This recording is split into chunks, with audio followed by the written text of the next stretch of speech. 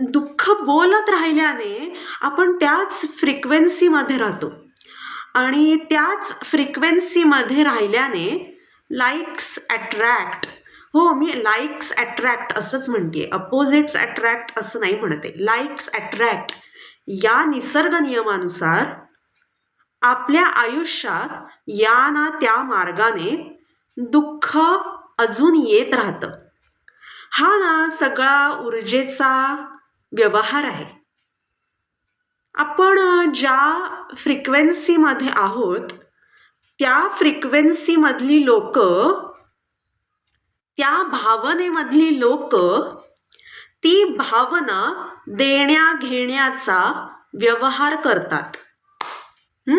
हा सगळा ऊर्जेचा व्यवहार आहे. आपण ज्या भावनेच्या फ्रिक्वेन्सीमध्ये आहोत त्या फ्रिक्वेन्सीमधली लोक म्हणजेच त्या भावनेमधली लोक ती भावना देण्या घेण्याचा व्यवहार करतात. म्हणजेच आपण आनंदात असू तर आपण आनंद देतो आणि आपण आनंद घेतो.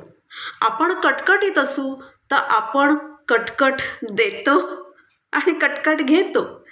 आपण दुःखात असू तर आपण दुःख देतो आणि आपण दुःख घेतो सुद्धा.